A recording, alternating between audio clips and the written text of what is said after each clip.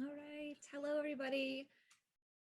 We are very excited. We have Kelly White here. She's the Executive Vice President of Talent for T360, and she's our expert mentor today. And she's going to be discussing finding and hiring talents. So welcome, Kelly. If you'd like to just kind of introduce yourself, everyone. Yes. Hi, everyone. Thank you for having me. I am Kelly White, and I work with T360. We're a management consulting company specific to the residential real estate industry. And my role is helping companies find talent and helping candidates in our industry find their next opportunity. So I've had the great fortune of being a practitioner throughout my career in the industry. So I've done real estate. I've been part of a broker ownership team and worked in a couple of national franchise organizations. And so it looks like we have a fairly small group today, which I think is fabulous because we can do more interactive work if we would like. So maybe what you could do is, I know you all had the kind of what the session title was. So when you were thinking about joining us today, what big questions did you have on hiring? Or are you looking to make a key hire this year? Like, what are the questions that are top of mind? If you don't mind sharing them with me in the chat. And then I'm going to just go through, and we have 30 minutes. So we're going to talk about some fundamentals. I mean, hiring and finding right people is really a skill. Hiring is the hardest thing to do. What do you do to start with resumes? Okay. When do you decide to hire an assistant or a buyer's agent? Great questions. Anybody else put in any of your burning desires that you would like to know? How to hire and retain the right assistant? Okay, great. Background check companies. What are non-compromisable? What is my take on virtual assistants? Okay, great. This is really great. So why don't we do this? Let me start with just sharing a little bit of information, and then we'll answer all of these questions. So I'm going to just share with you what I think are the fundamental steps to hiring the right people. And then we will literally spend the majority of our time answering these questions. So let me start my keynote here. Let me share my screen. Let's see if that's going to work right.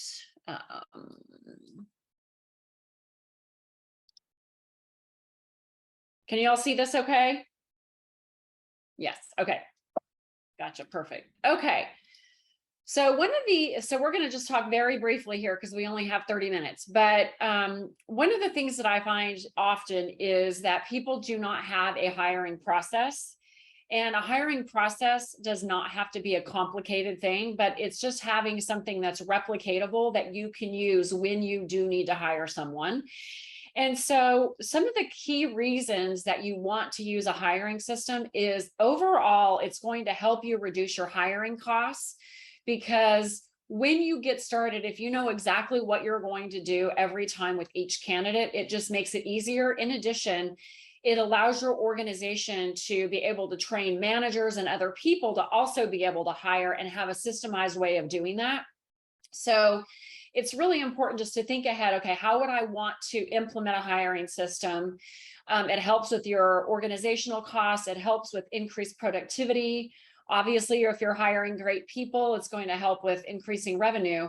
But one of the great things I love about a system for hiring is it also demonstrates and helps you build culture with candidates or people that you're talking to as you go through the process. So one of the key things to remember is that you are representing your brand in every conversation that you have. And so thinking about that and designing it into the process is really important. The other reason to use a system for hiring is because it actually reduces confirmation bias.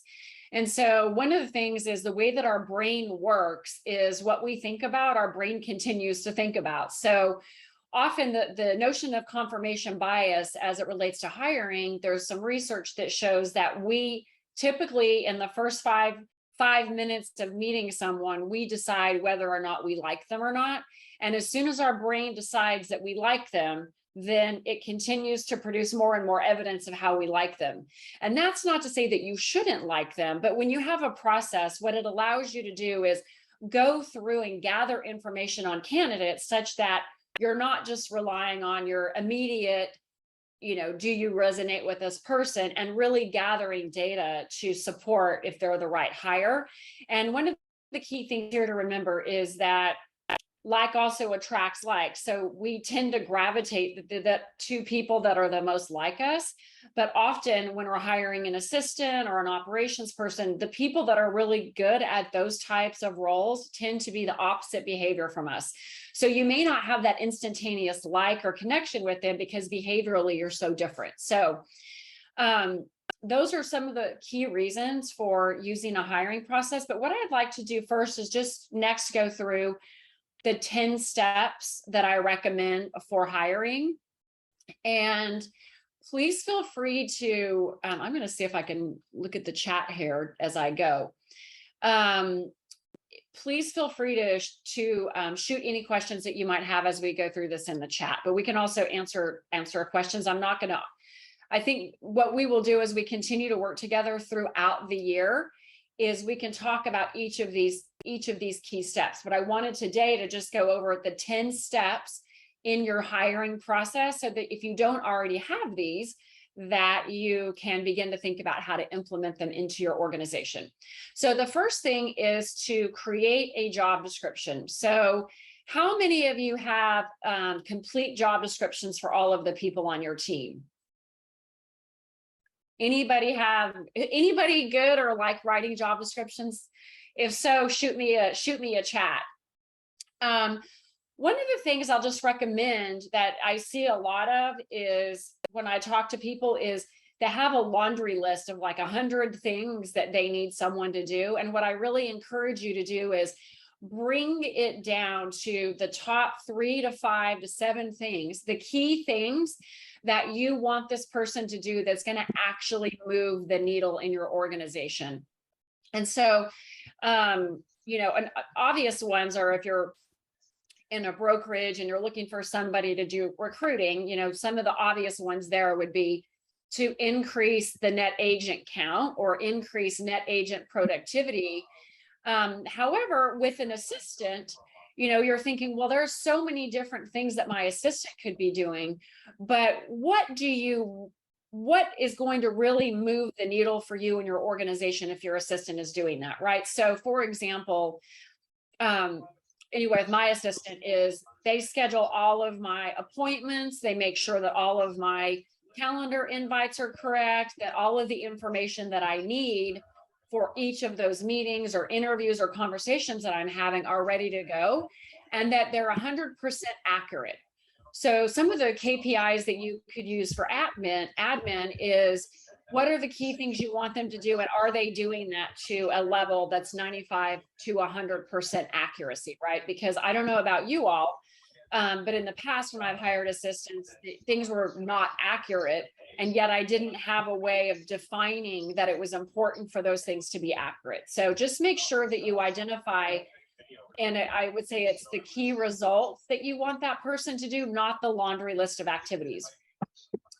Once you have a job description, and that's the things that you want them to do and the results that you want them to achieve, then the next thing is, so then who is the person that can actually do that role well, right? So for example, I think there are a couple of things in the chat here, but somebody who is a good recruiter, for example, may not be the best admin person. And the reason is somebody who is a good recruiter needs to be able to go out, have a conversation with someone, be able to understand the concerns of that individual, talk to them, get them into more conversations and build relationships. That behavior is very different from an admin who they're going to be sitting down doing a lot of detailed work. So you want to make sure that you think, one way you can think about this, or what are the top 5 things that you would want in someone? So they need to be fast paced. They need to be able to meet deadlines.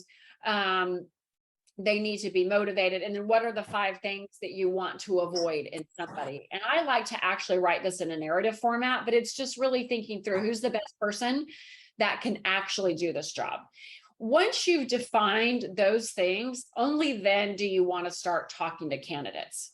So if you don't have an accurate job description or you don't know what you're looking for, I mean, this is somewhat like dating, right? Like you wouldn't just go out and date and have no clue. Like, what is it that you're looking for in a mate or a partner? It's very similar with finding the right people, but it's determining on the front end, because if you don't decide what you want on the front end, then it's really easy to just fall in love with someone and hire them, and then you wonder why it didn't work out. So you want to have something to match it through as you go through the process, right? This is the job, this is who I'm looking for, and then you're gathering data as you start to talk to candidates. And there's a variety of different ways that you can find candidates. And I don't know that we want to speak to that specifically today, which we can, but I think I'm going to move into sort of the next pieces because we have such a limited amount of time. But if you are struggling with finding candidates, send me a chat, and we'll talk about that at the end too. So once you've nailed down the job description and who you want, and you start talking to people and getting candidates, and we'll talk about a resume screen, because I know that was one of the questions, is you want to do a pre-screen first. And this is a really important part of the process. And if you have a piece of paper or a pen or you're typing, I'm going to tell you the specific things that I do literally every single time, no matter what, and that you can do this too. So and if you just do this, I think this will change everything for you as it relates to hiring. So first of all, the pre-screen is only 30 minutes long, and I usually do mine on Zoom. So you want to set it up to where it's only 30 minutes. And what you're going to do is you're going to get on with the person. And what I like to do is do, 2 or 3 minutes of rapport building, find out how they're doing, sort of the basics things, just like you do with your buyer seller clients. And then what I generally say is, I usually get some context around like how we're talking to each other. And if we're talking about a specific job, I usually reference that. And then I say, well, I would love to know more about you today. And then at the end, I'm going to leave plenty of time for you so that you can ask me any questions that you might have. But what I'm going to do in that 30 minutes is I'm going to be very inquisitive about learning about them. And so here's the questions. The very first question that I ask them is, tell me about your current situation. Because what I find with that question is people kind of tell you everything that's going on with them. And so it's really helpful to know what's going on, right? So tell me about your current situation. And then I also like to, in the context of that, like to ask, why would you consider potentially making a move? And then what I like to do after that is, great, well then tell me a little bit about your career and what you think you've accomplished in each of your key roles. And so someone asked about a resume. This is a general resume conversation, which is you're looking at each of the key roles that they've had. You want them to tell you specifically, what did they do? What did they accomplish? And then the main thing is, and why did they decide to leave and go somewhere else? What caused you to make a move to your next opportunity? Because what you're trying to find out is, why are they, if they're hopping, why are they hopping? Why did they leave? And you're starting to get to know the candidate. So once you've gone through sort of the basics on their career, the next question that I ask is, what is your next ideal situation? What is it that you are looking for you to be open to potentially making a change, right? We are assuming that they are currently working, because most people right now are currently working. So what's their ideal? You're trying not to lead them into your opportunity. You're trying to discover, like, what is it that they really want? What's important to them? And then you can make the assessment about, does it actually match your opportunity? You don't want to lead them into doing it. So once you talk about the ideal situation, then what I do is I like to find out, if you were Googling online, what title or role title are you searching for? Because then you can really see where their brain is. Do they think they're an operations person? Do they think they're a salesperson? Do they think they're a technologist? And so I find that's a really important. If you were Googling online, what would you be Googling for if you were looking for work? That's the next question. And then after that, I ask them,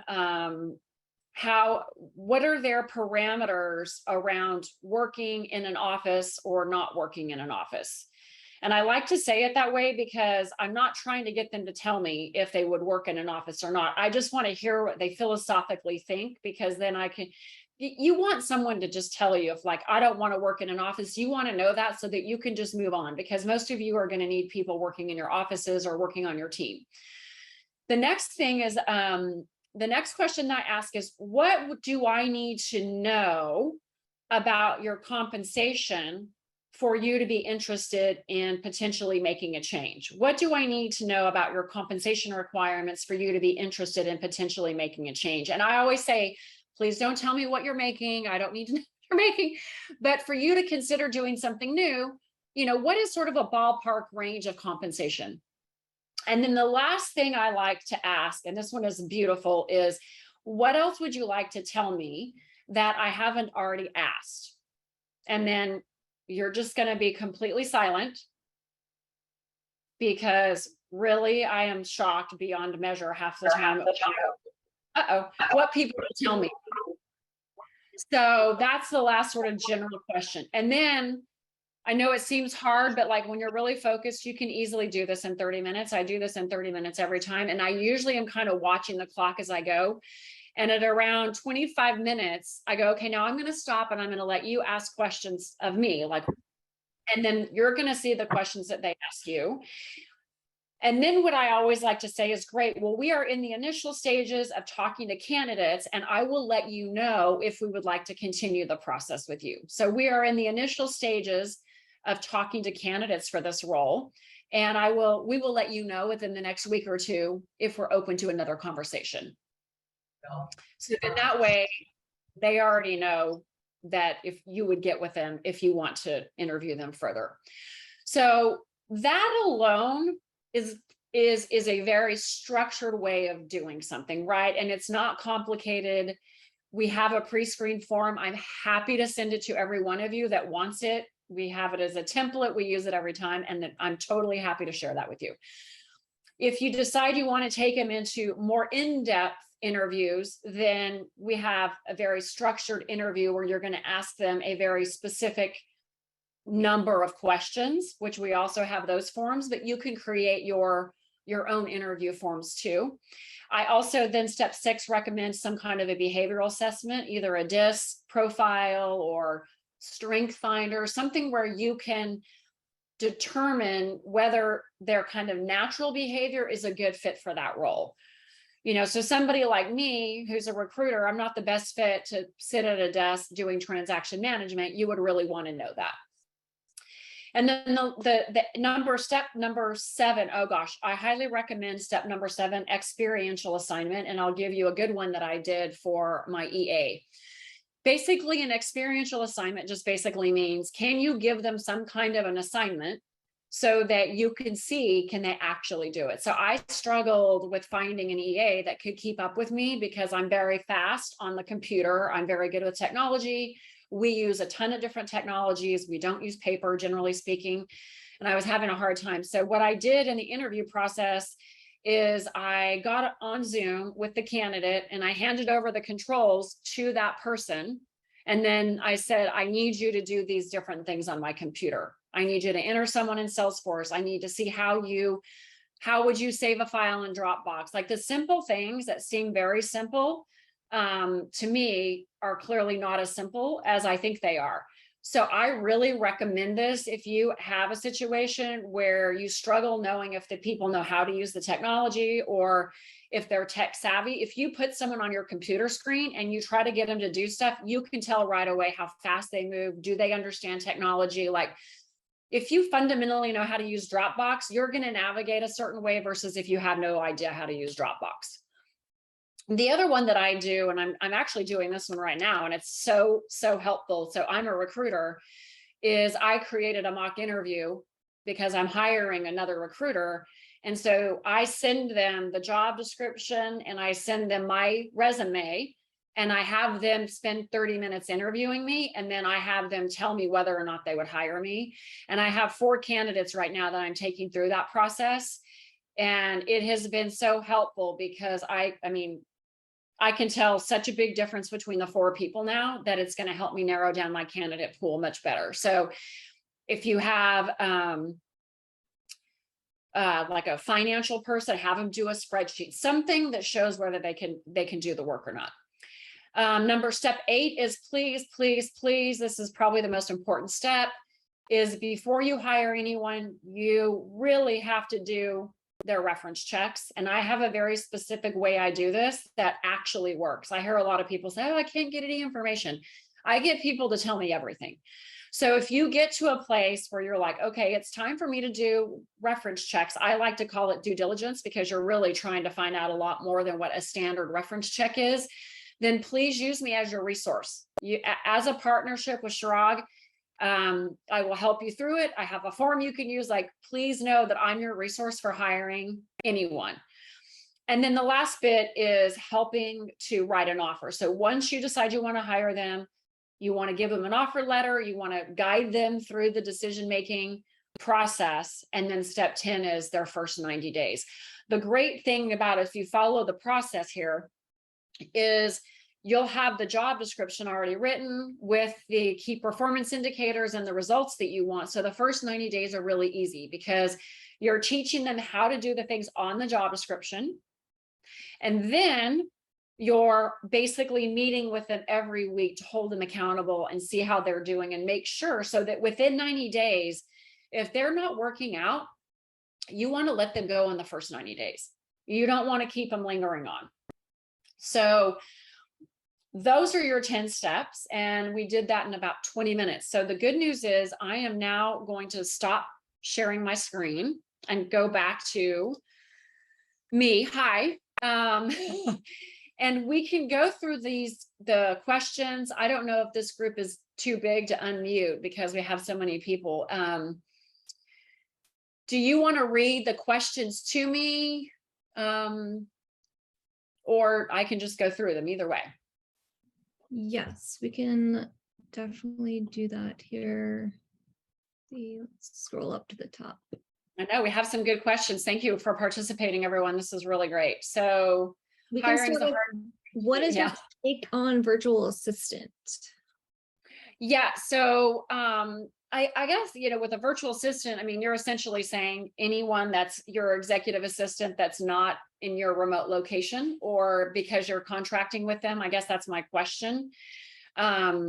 So what specifically, whoever asked that question, I wonder if you could unmute yourself and just let me know what it is specifically about the virtual assistant, my take on it. Hi. Is it because, yeah. Hi, Callie. That was my question. Awesome. So I've not hired an assistant before, and I'm thinking of starting with a virtual assistant, because a lot of our work can be done remotely. So I don't necessarily need a person, physically in my area. Okay. I'm 100% on board. I mean, that's what I've done. That's what I did the first 2 years before I hired someone full-time. And none of the people that I hire on my team are in a physical location. So my whole team is remote. But one thing I'm gonna say is, even though the virtual assistant is going to be a contractor, please take them through still this interview process, or some kind of a screening process. You may not have to do it to this degree, but that experiential assignment where I had them get on my computer and show me the things they could do was very helpful, because I hired several virtual assistants that were part-time that didn't work out, and they were just too slow and not able to handle sort of the technology functions. So please make sure that you're still doing some level of interviewing and due diligence and all of those things to make sure that it's the right person. And if they're not working out, let them go right away. That would be my main piece of advice.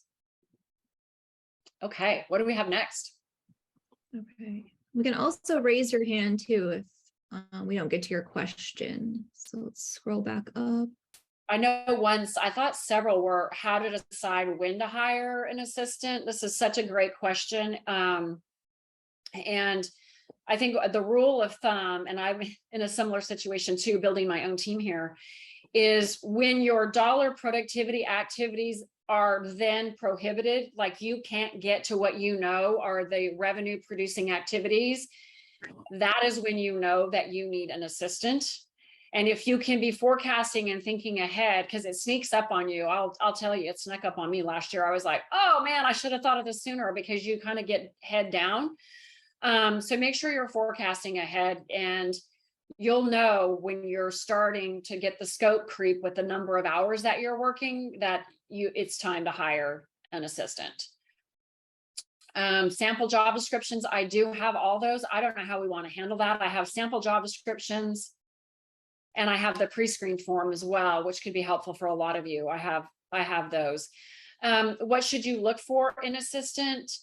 Look for what I like to call is a servant leader mentality. When they talk, they say things like, my ideal situation is helping other people be successful. My ideal situation is supporting other people.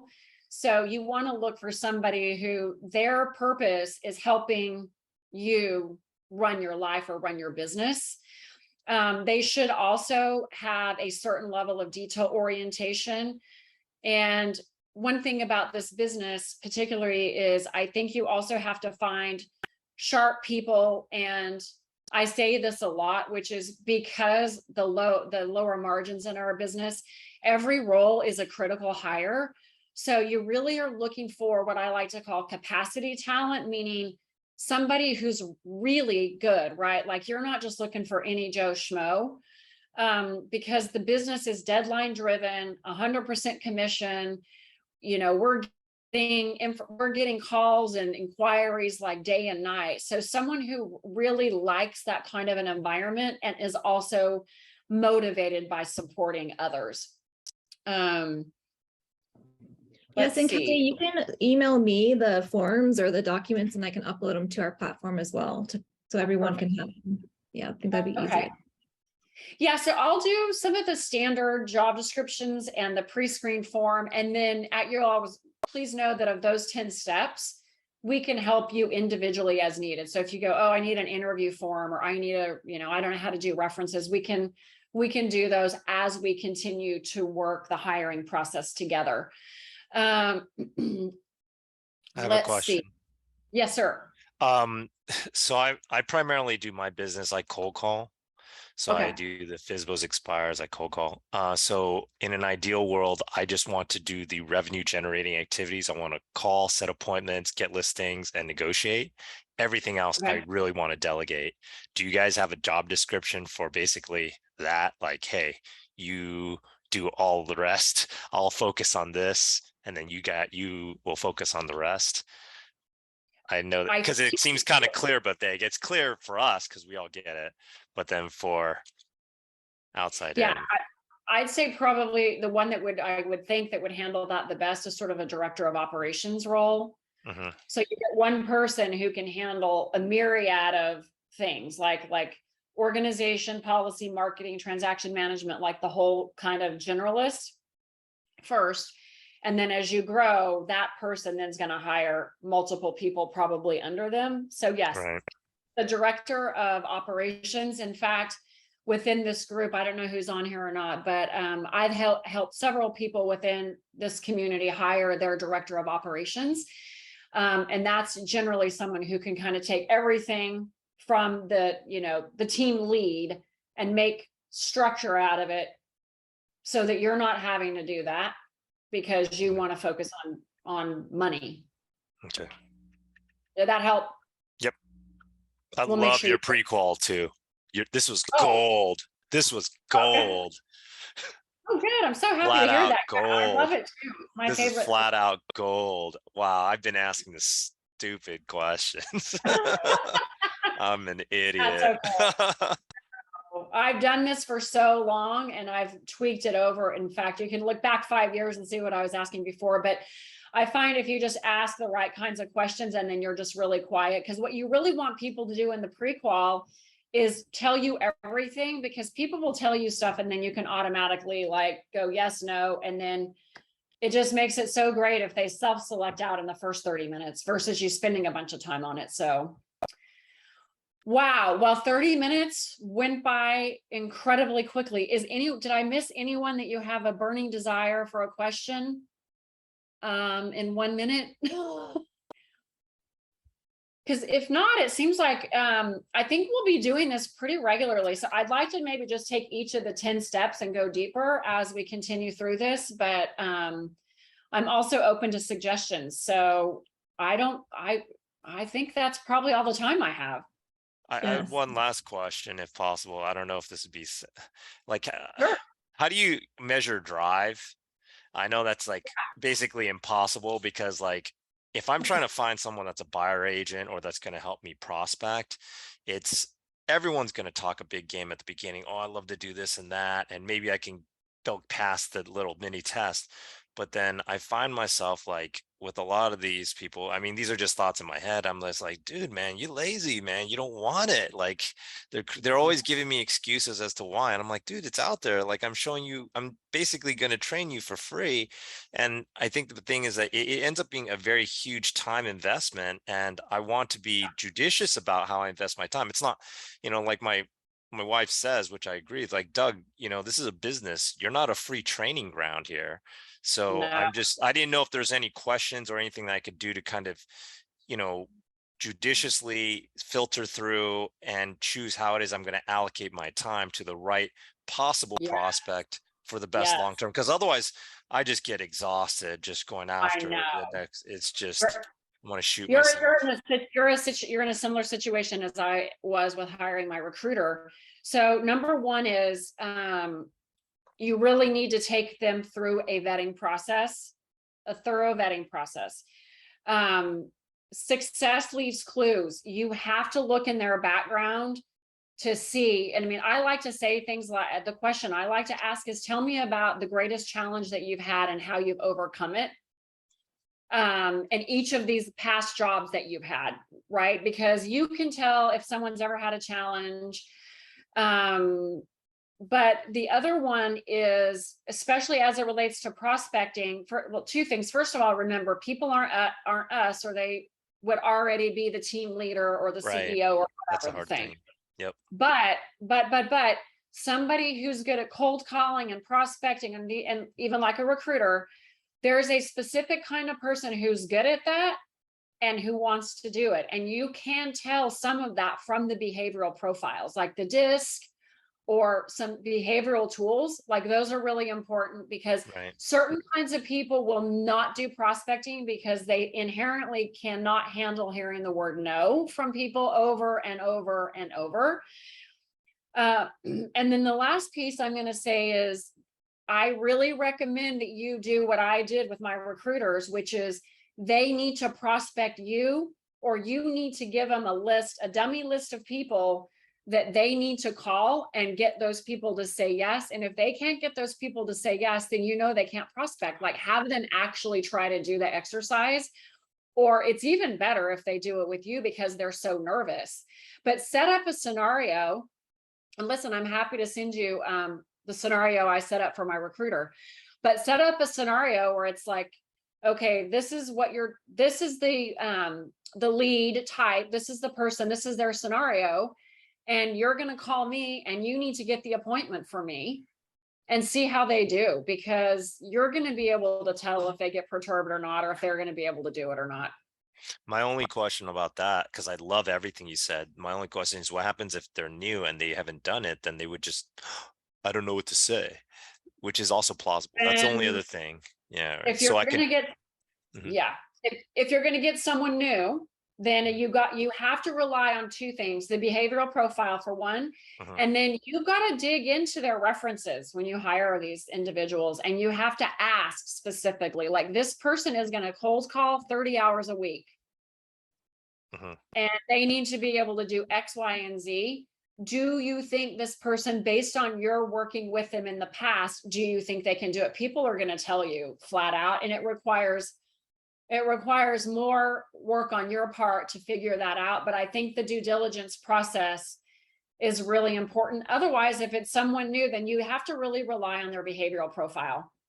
I mean, I hate to say that because you don't really want to use that as a label, generally speaking, but you're going to know a lot just based on their natural behavior. And and I'm totally happy to talk with you offline about this too. If you want to set up 30 minutes, Douglas, we'll just talk it through. Okay, dude, I loved everything. Like, I need your Okay. contact info. Yeah. I'm Kelly at t360.com. Anyone here is free to email me. I'm part of your community and I appreciate you all and your time. Yes, Kelly@t360.com, and I will look for your emails and I will get the information that you requested today, and we'll get it loaded into your platform. All right, Kelly, thank you so much for your time, everyone. We'll see you next time. Have a great week. And yes, Thank email you. Kelly or myself if you all need anything. We'll see you soon. Thanks again. Great to see you all. Bye. Bye.